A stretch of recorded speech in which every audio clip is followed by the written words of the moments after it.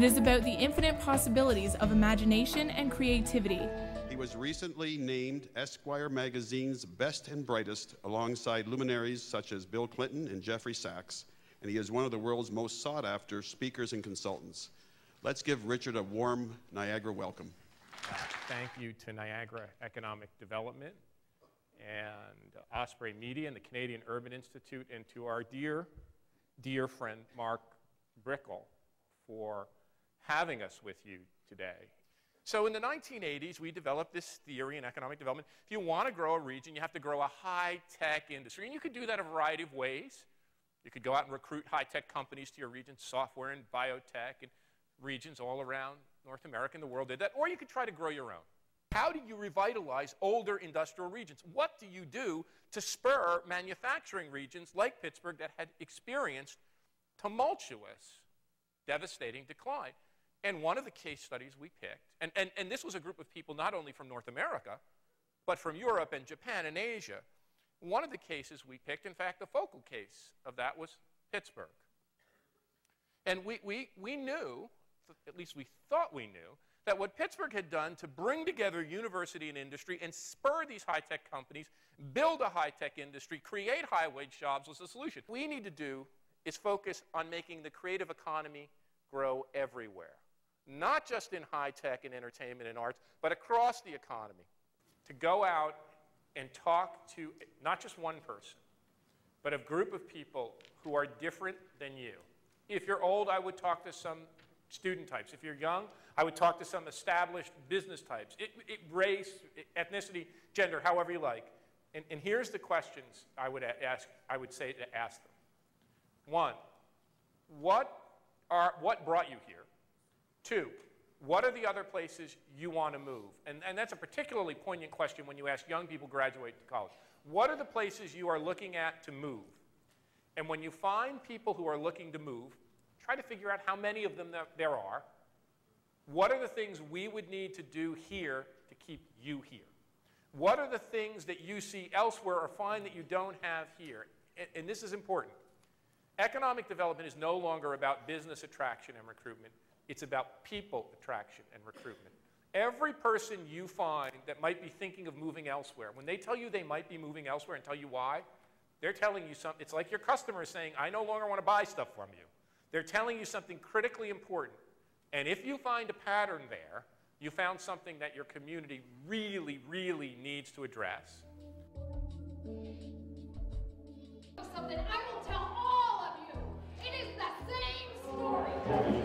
Going down the old line with the transistor radio.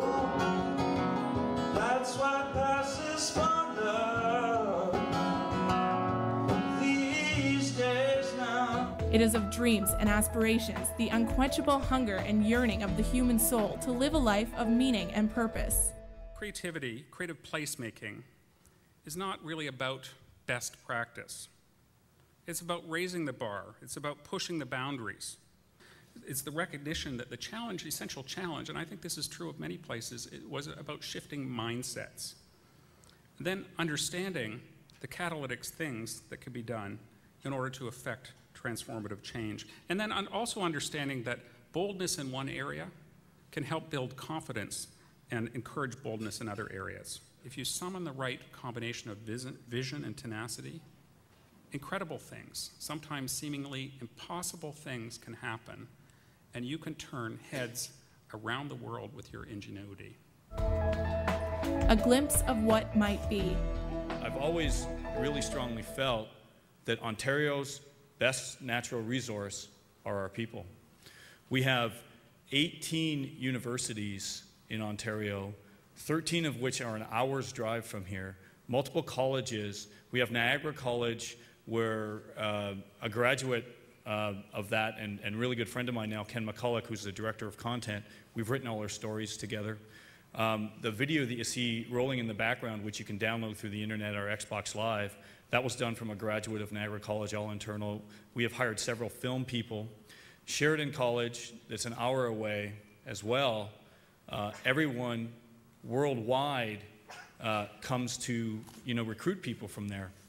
And in a sense, Ontario we have a problem that we really have to address, and that problem is we have some of the best educational institutions in the world. We subsidize those institutions 75%, I believe.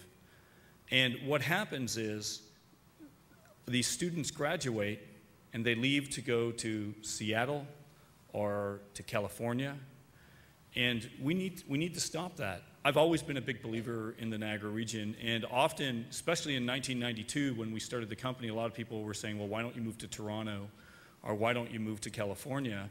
And the answer has always been, I can't think of a better place. I think we need to create one Niagara area and stop worrying about these principalities of Thorold or St. Catharines or all these kind of things. An invitation to become involved in making the world a better place.